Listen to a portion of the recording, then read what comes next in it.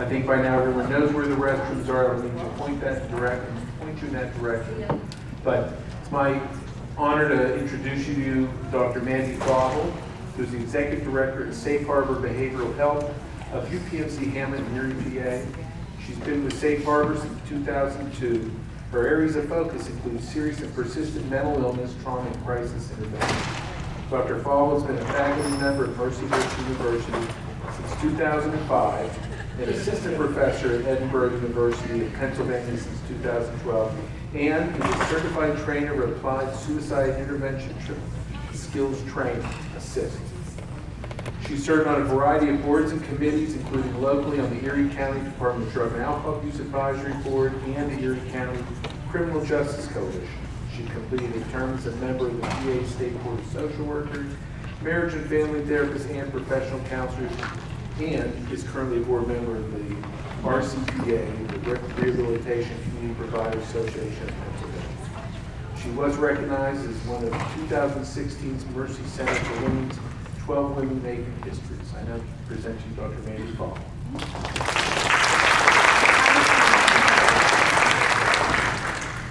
All right, well, hi, everybody. So I'll just say I'm so glad that I have a handheld mic, although it does make me feel like super tempted to sing. I'm going to do my best, but I might just do a little singing. And I'm glad that I can walk because I would make all of you uncomfortable if you had to watch me up there, because I would be like a caged animal, back and forth, back and forth. So I am going to walk a lot, probably, because that makes me feel better. So hopefully that'll make you feel better. Well, I'll have a better experience if I'm feeling better. So this morning, I feel like we have just heard so much about trauma and traumatic experiences that people have. We've heard trauma-informed care get tossed around quite a bit. I would absolutely agree with the characterization of trauma-informed care being kind of like flavor of the day. How wonderful is it that we're talking about it? But I always get a little worried when things make their way to the height of popularity that trauma-informed care has had, because like we still need to be talking about this 10 years from now, and so I'm like stressed out that maybe people will forget 10 years from now that we still need to be talking about it. So I don't know if we'll need to rename it, but we're going to need to somehow keep it on the radar because it is important, and we have lots and lots of data about why it's important. So we're going to talk some about trauma today. Mainly, we will touch on the ACEs study. So just by show of hands, is there anyone in the room that feels like a sort of religious fervor about the ACEs study? Me too. Okay, so when I first read the ACEs study, I was writing my dissertation. So I should come right out and say that I'm not an expert in LGBTQ health by any stretch. Like I am a novice. What I know my way around, my wheelhouse, is mental health, particularly trauma, and particularly multi-generational trauma. So when so a person such as myself who's super curious about trauma in families and why we have the things that we have in family systems, when I first read the ACEs study, I thought, oh, I should just get this like tattooed on my body. If it was smaller, I maybe would have. I was so in love with it. But if you feel religious about the ACEs study, I do have to tell you, I might disappoint you a little bit because I'm going to offer up maybe what some of the challenges are with how people are trying to use the ACEs study in ways that it really was not intended to be used. And I think it's important that we take a critical look at the messages that we're sending people about trauma, because we are doing an awful lot of talk about trauma and not much talk about resilience. So I'm just going to say that again, we're talking a lot about trauma, we're not talking very much about resilience. So if we're talking about one and not the other, we have a challenge.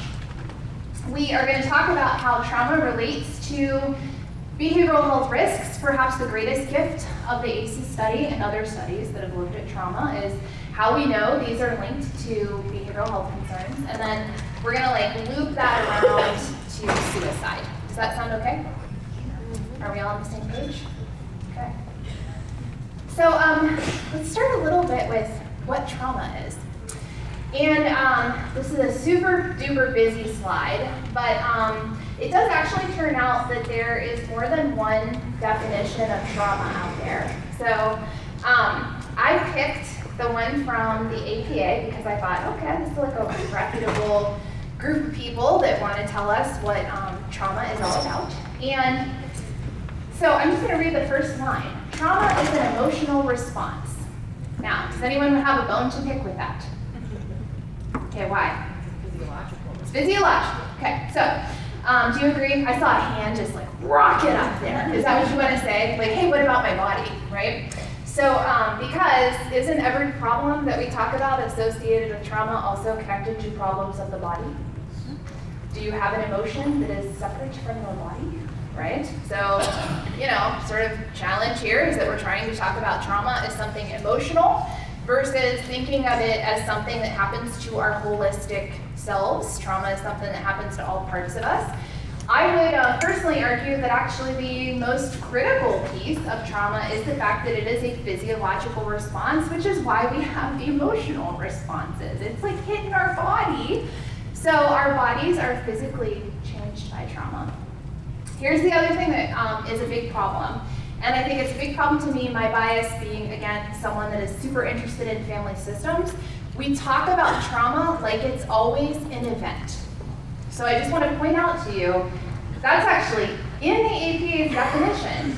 It's a response to a terrible event, right? Look at the examples. Rape or natural disaster. So what we actually know from the literature on trauma is that natural disasters, for most people, are significantly less traumatizing than human-made disasters. So that big emphasis here should be more on human-made disasters. And does anyone have a bone to pick with the fact that it's defined as an event? It's terrible. It's terrible. Like maybe my irritable speaking comes from first grade when I vomited, and nobody thinks that's terrible, but Right. So, yes. So there are a couple of issues here, right? One is who gets to decide that it's terrible? Well, the bottom line is that it's always the person that it happened to that decides the degree of terribility, I guess, whatever that word would be.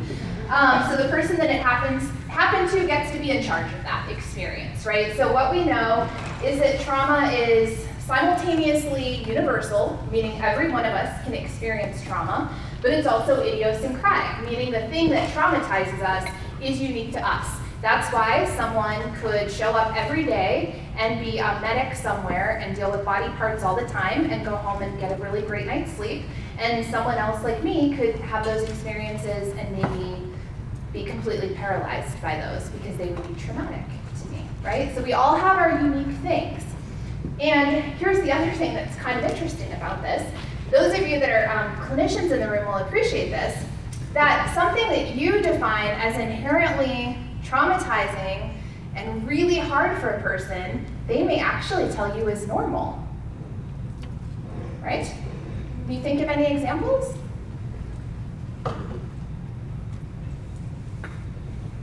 I'm okay with this. Can anybody think of a, yeah. Spanking, okay, right, or physical abuse. Yeah. gun violence, Yeah, gun violence, right, where the norm might be that I'm gonna hurt you before you hurt me, and that's just like maybe the norm for that person. Yeah. It's normal for a parent to belittle us for the sake of our own well-being. Yeah, family norms, right? Go ahead. family, like, I can't even say Uh-oh, she can't even say it, which means it might be, it's gonna be, She's talking about children that come from a family where they're passed down from generation to generation when they're molested by parents. Yeah. Their parents have been molested, their parents Yeah. have been molested, so Yep. they don't know what's wrong. yep, okay. Also,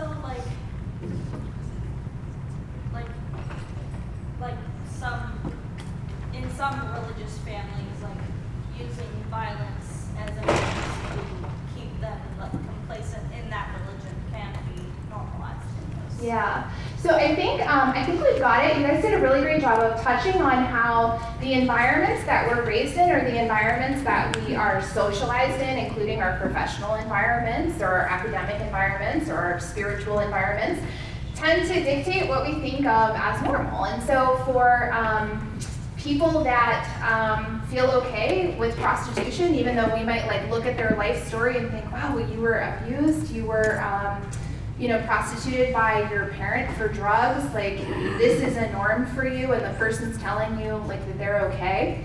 One of the I think challenges for those of us that are doing work with people that experience trauma is that no matter what we think, we still have to work with how that person defines their story, which definitely relates back to our last presentation on MI, right? But it can be really hard when every bone in your body wants to say, this is a terrible, unhealthy situation, you need to get out now, and we want to like yank the person over, right? But we can't do that, even in the toughest of situations where we're talking about extreme cases of trauma. So my bigger bone to pick with this definition is that it gets too caught up on events and sort of forgets about just the overall environment that we might be in, because sometimes our environments feel inherently unsafe. We call this ambient trauma. And so this is particularly relevant for people who grow up in homes that are rejecting, for people who grow up in homes where there's sexual abuse or there's some other type of violence, where the person experiences a feeling of being unsafe all the time. What we know about this is that for little people, for the little kids in our lives, that this actually can significantly impede their IQ. They have lower IQs when they're in this environment. We know that people can have post-traumatic stress disorder symptoms and have absolutely no memory of a specific event that would have triggered the PTSD. So what do we do as clinicians if we forget about ambient trauma? Is we actually re-traumatize people because we get so caught up on looking for events that we're not really looking at the bigger story, which is that this person was in a fishbowl that felt unsafe. It's not about one specific thing. It could be about years and years and years, for instance, of living with knowing that the way dad's feet sounded on the floor when he came home from work predicted what your next week was gonna feel like, right? People are so elevated and so on edge and so hyper alert when they're dealing with those types of things. My experience as a clinician, my experience academically, is that ambient trauma is significantly more powerful than event-based trauma because you can't articulate it, you have a hard time naming it, you can't escape it. It's passed down through generations. Did you know, for instance, that people who survived the Holocaust, their children actually have higher rates of post-traumatic stress symptoms even when there's no specific event that they experienced? That's how powerful trauma is across generations and across environments. So I would strongly encourage you, if you're operating off of an idea that trauma is about a thing, to think of it more as, I don't know, that fishbowl or that bubble or that just experiential piece versus thinking that it's something that we can sort of cut out like a tumor.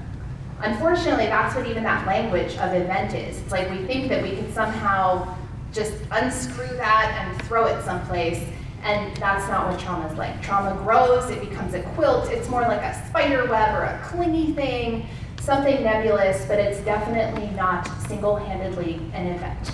And what people will tell you is that the event is never just about the event. Part of, for people whose trauma is based in some type of event or experience, it's about what it meant. It's about what happened later. It's about learning to live with the world being an unsafe and terrible place. It's never just about an event. So, are we on board? Ambient trauma? Okay, good, great. Okay, so let's talk about the ACEs study. First I'm gonna do the religious part, then I'm gonna do the critiquing part. So the ACEs study, total gift, right? And so first I wanna make sure that people are on board with how the ACEs study actually happened, which was somewhat of an accident. It really did not start as being a study about trauma. It actually started as being a conversation about people that are significantly overweight and why bariatric surgery was failing a specific group of them. Because what the surgeon was finding is that there were many people that were significantly overweight who reported early childhood sexual abuse. What he also found was that many of the people that gained the weight back after the surgery, guess what? Early childhood sexual abuse. Are you seeing a pattern? So the surgeon, which is just so amazing to me, was like, oh, we gotta look at this social thing. It's not just about the surgery, which is like a stroke of genius, right? So, right, all the behavioral health people are like, yes, you have to think about that stuff. So they do this study. The thing about the ACEs study that I love is that it's huge. So just from like a mathematical standpoint, it's ginormous. You really can't argue with the outcomes of the ACEs study because it's so big. Here's the other thing about it that is awesome. Because it was done in an HMO, it actually overrepresents people that are like significantly more educated and have more financial resources. We don't usually, when we get social studies, for lack of a better way of saying it, we don't usually get studies that really target people that have, like, for instance, a college education. For people that have access to middle-class healthcare, we study people that are poor, which, by the way, there's a whole other literature about the exploitation of people by academics who study poor and disenfranchised communities and don't reinvest in them. But the ACEs study did not do that. The ACEs study actually overrepresents people with privilege. And so what that means is you can take out any argument that these findings are about poverty. Okay, so we can all agree, I think, that poverty is inherently traumatizing in some instances. Do we agree? Poverty is not a great thing, okay? So poverty is bad, but we can look at these findings and know that you can't make the argument like, oh, those people just didn't have resources, okay? Because they did. So what the ACEs study ultimately concluded is that there were these 10 things that when you look at them, they actually predict how people's long-term physical and mental health will look. And no one in this room would be surprised if I said, well, if you experience child abuse, you're probably more likely to have depression. Do we all agree? Duh, right? Yes, you'll feel bad. But what is surprising about this is that the ACEs study actually confirmed what many of us that work in social services know, which is that the things that are most traumatizing are actually relationship-based. So I want to just re-emphasize that, relationship-based stuff that is about connection. And the things that are most painful to humans are like breached connections, disrupted connections, and abusive connections, okay? So that's tough for us. And it also confirmed that in fact, these instances actually predict your physical health too. So they are going to predict things like, how much do you struggle with asthma? How much back pain do you have? Do you have liver disease? Do you have COPD? Do you have things like any behavioral health person in this room that's worked with people that have migraines, fibromyalgia, GI distress, right? Especially if you work with people that have had trauma, you know that Van der Kolk expression, the body keeps the score, right? So if you're interested in healthcare, just want to make a connection for you here. 5% of the US population uses more than 50% of all of our healthcare. 5%. Guess who's in the 5%? People who've experienced significant trauma. So if you want to make an argument for prevention, if you want to make an argument for how we can do better with our healthcare resources, is to try to keep people safe and to try to keep families healthy and happy and able to support the little people that they're trying to support into the world. So I think you probably can't see this, but the ACEs are basically abuse experiences, neglect experiences, and then challenges in your household, like having a parent that has a mental health concern, or having a parent who's incarcerated, or losing a parent to divorce or death, etc. Again, they're all relational. Now, here's the part where I critique the ACEs study, okay? You can have all 10 things happen to you, and you're okay.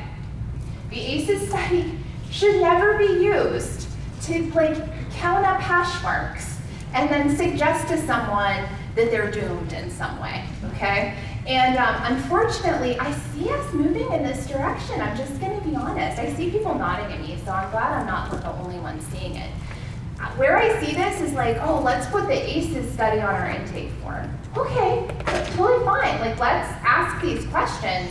But let's ask them in the way that we may ask a person if they ever smoked, so that we know if they're at risk for lung cancer. We're not gonna be like, oh, you smoke, here's chemotherapy. We are gonna ask more questions, right? So we cannot use this data to send the message to people that they're broken, because that's what people that experience trauma get all the time. All the time. So the message really needs to be, wow, so you had blah, blah, blah happen to you. Talk to me about how you worked through that. Talk to me about what kept you hanging on when things were bad. Oh, you tried to commit suicide 2 years ago. Something's kept you going for the last 2 years since then. Talk to me about what some of those things have been, right? It's that thing of like, what's the resilience piece, not just sort of, what are all the bad things? The ACEs study was not designed to do that, should not be used in that way. It's an epidemiological piece of literature.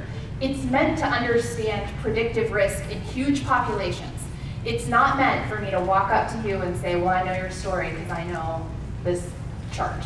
It's not meant to do that. So we absolutely have to stop using it that way. The other thing is, it's old. And I think our last speaker shared that it is old. So I have a kid now that's like going into high school when I was reading this stuff, right? So, I mean, if you know anything about research, it's dated. We need to update it. All right, so why do we care? So, as you can tell with this particular slide, which I've used in multiple presentations, I just run out of words sometimes, and I'm like, oh, pictures are much better. Why do we care about this? Because trauma plays out well into our adult lives and in all different kinds of ways. So trauma increases the risk of mental illness. It increases the likelihood that you're going to have a difficult time with a job. You know, I remember working with a person who had experienced a significant amount of trauma, who basically shared with me that he had a hard time on the job because everything someone did he felt was disrespectful to him, and he wanted to fight back. All the time, he wanted to fight back. And it caused him to lose job after job after job, even though he could tell me that he knew where it was coming from. He had a tough time stopping the behavior. Could be that people have a hard time organizing their lives, so they have a hard time working. We know that trauma is linked to dropout, to initiation of drug use, to partnering in relationships where there's violence. We know that trauma is linked to early initiation of sexual activity and teen pregnancy. So something that consistently blows my mind is that 20% of all teens who are pregnant have a partner who's an adult, but you know, there's a side of teen pregnancy that doesn't get talked about a lot, a grown-up person, right? So that's an issue. We know that people that experience trauma often are more isolated, and certainly we know that people might be having more physical health problems. That's what all these pictures are. However, don't all these things also overlap? Right? Yeah, so if you're physically sick, what else might be going on?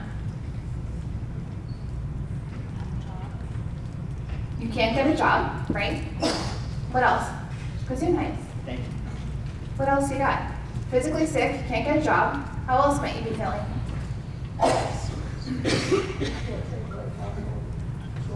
Yeah, like maybe you're not able to take care of the house, right?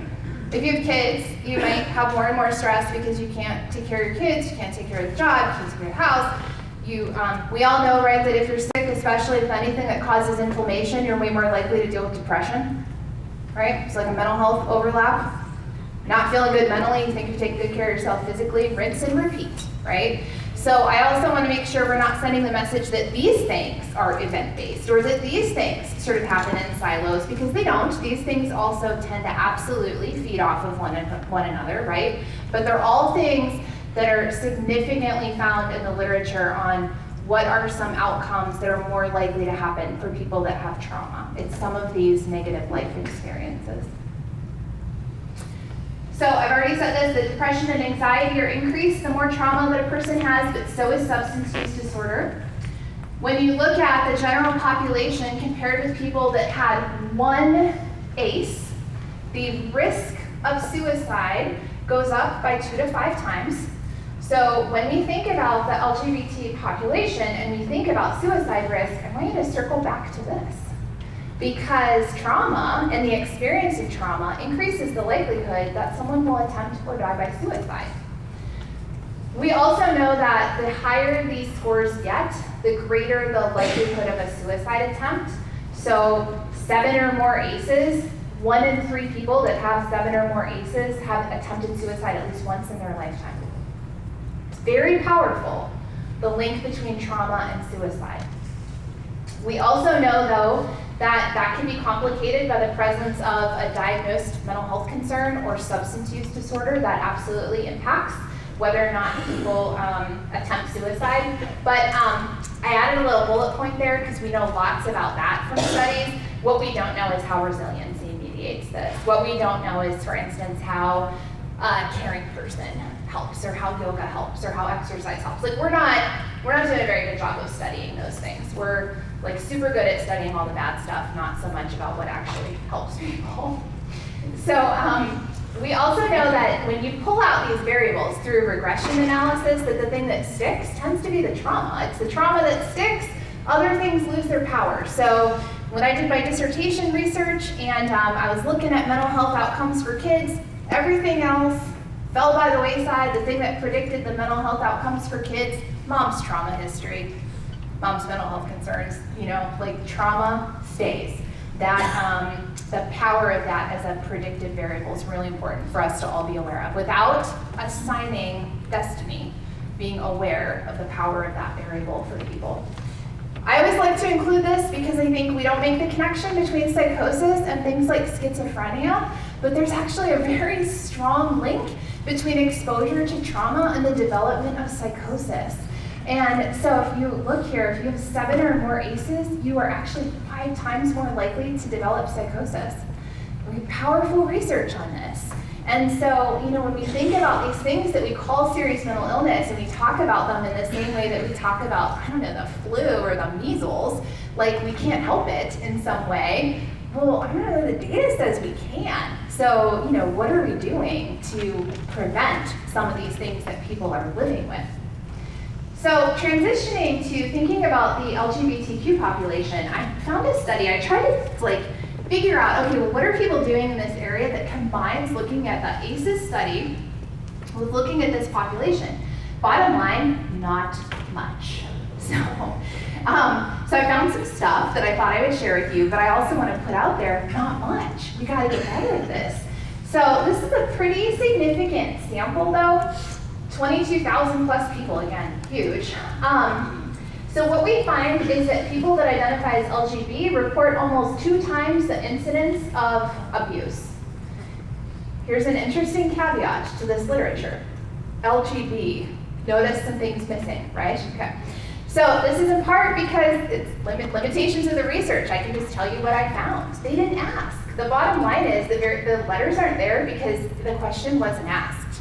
So we got the data for people that identified as LGB. That's what we got. So that's what I'm showing to you. But it's important to kind of be aware, we're missing some variables here. We also need to be very aware that culturally, when we're doing research about people's trauma experiences, especially childhood experiences, we have to be aware that that takes place at a point in time.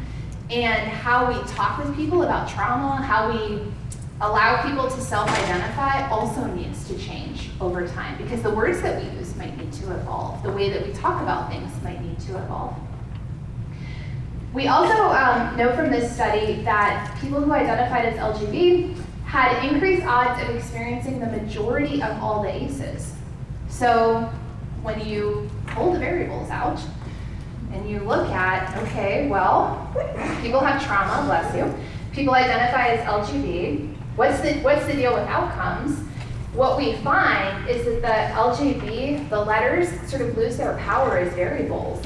The thing that sticks, the thing that's the most important part of the story, is actually what's happened to the person in their journey. What's their trauma history look like? What's their background look like? And I think people know this. It's often put out there when you're talking about people in the LGBT community and you're talking about increased risk for suicide, that people will often say, well, it's probably not a person's sexual or gender identity. It probably has more to do with trauma. Well, yes, and there's data. So I just want to share that with you. Yes, there's data. that it probably has nothing to do with how the person experiences themselves, how they identify, and has everything to do with relationship and connection and how other people treat this person. You know, what's their story been in the world? So then fast forward, when you think about any minority population, and we need to think about how trauma, bless you, in and of itself actually increases additional risks for more trauma. So if you are in a population that's already traumatized, so you're in any kind of marginalized population, it means there's an increased risk that that will continue to happen. It also means that you're at increased risk for violence. And this is where, you know, I feel like we heard this a lot today, and I'll just reiterate it, that, you know, the deadliest thing is silence. So if you understand that there's a community of people that are more at risk for violence, any community, well, you can stand up and say something. And it's hard to be in a profession that claims to be value-oriented and also simultaneously be afraid to talk politics. I'm not actually gonna talk politics, but I'm gonna tell you that, like, I will later when I'm done, and if you want to talk politics with me, I am all about it. That's just not today's topic. So the two go hand in hand. Values means action. It does not mean, I don't know, being quiet, right? So one of the saddest things for me, again, having spent so much time talking about childhood sexual abuse, is that for people that experience sexual assault, they continue to be at risk. They're actually at greater risk for sexual assault than the general population. So experiences of being victimized, the moral of this story is that experiences of hurt actually set the stage for further hurt for a person if we don't figure out how to intervene, how to connect that person, how to connect that person with resilience, but also how to connect them to things that could be protective, right? So like healthy community activities or peers or advocacy groups or behavioral health treatment or exercise and yoga, like whatever it is, but we have to help people find their strength because that vulnerability, we know, is predictive of more bad stuff. And I think we're all in the business of wanting to stop bad stuff. So we know we can. We also know that, of course, there's increased risk of more mental health concerns, more risk for suicide, and then more risk for poverty. And as I think we all agree, poverty is not such a good thing. So I'm going to take this to kind of thinking about how do we help people, how do we try to avoid re-traumatizing people, how do we respond in healthier ways. One thing I would just say is remember that a lot of the environments that we work in are inherently traumatizing, right? I mean, some life events are inherently traumatizing. So if you work in an environment where things are unpredictable, if you are in an office space and you work with clients and you want to be the person closest to the door, I just would ask you think your clients want to be closest to the door? Probably. I would. Right? Use language that the person you're talking to doesn't understand. That can be triggering. Talk down to a person, not that any of us do this stuff on purpose, but sometimes, right, when you hand a person a pamphlet, maybe they can't read, but they don't share back with you, I can't read, because they've been socialized to just take that stuff and leave and maybe not get the same information that someone else was afforded, right? And we're not always super great at being trained to ask the question about literacy. That in of itself, the power differential around basic verbal and reading literacy is huge in our populations. So I don't have all the answers to every environment that everyone here is in, but I can guarantee you there are things about every environment that can be inherently triggering. I would ask you to do kind of like an inventory and talk about it with your colleagues. There are assessment tools that are out there. There are amazing strategies that you can utilize to try to make your environment feel safer.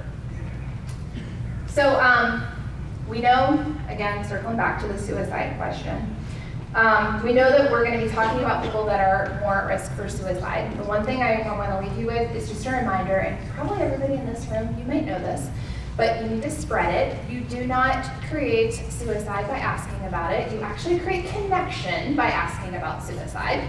So the reason people say yes is because you asked, not because you invented it. I often use the example of asking, I'll just ask this room, does anyone in this room feel like getting a pet rattlesnake? But I asked real nice. Did it work?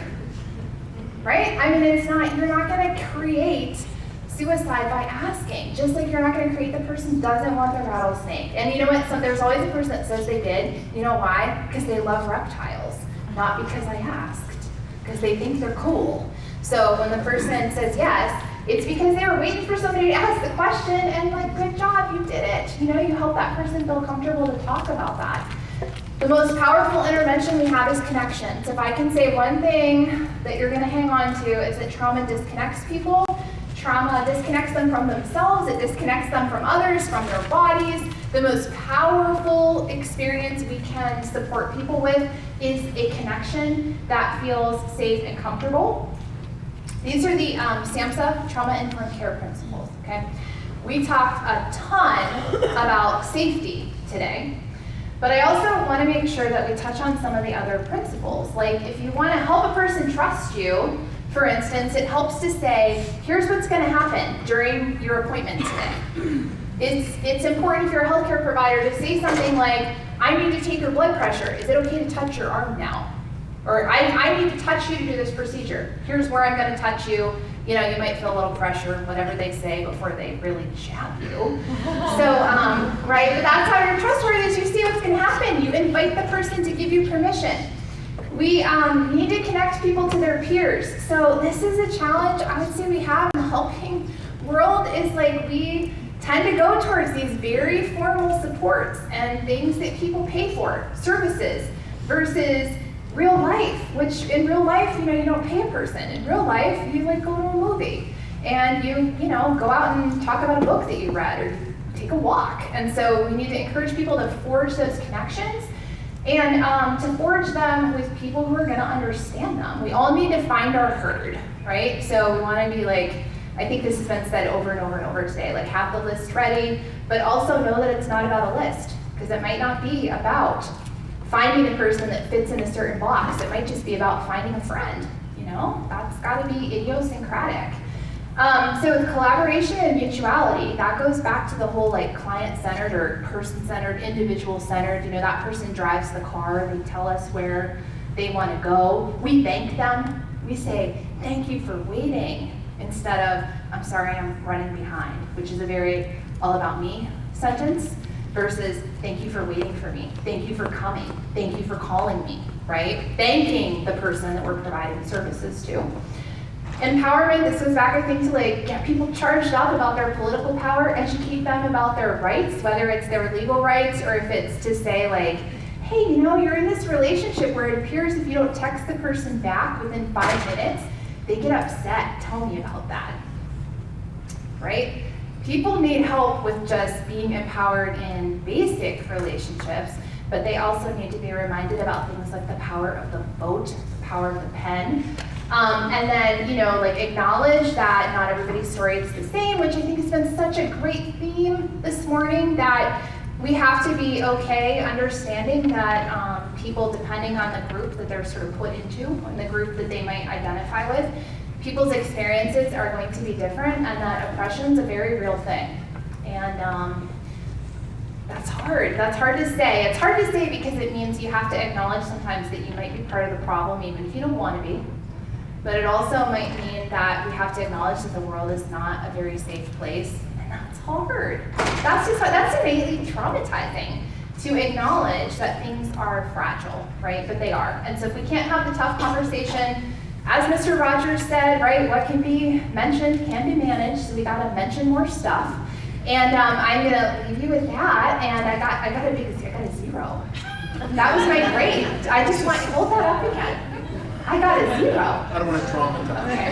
So anyway, as promised, if you want to talk politics, I'll be right there. Or if you have any questions for me, I'm racing through here. Thank you so much for your time. It was great to start.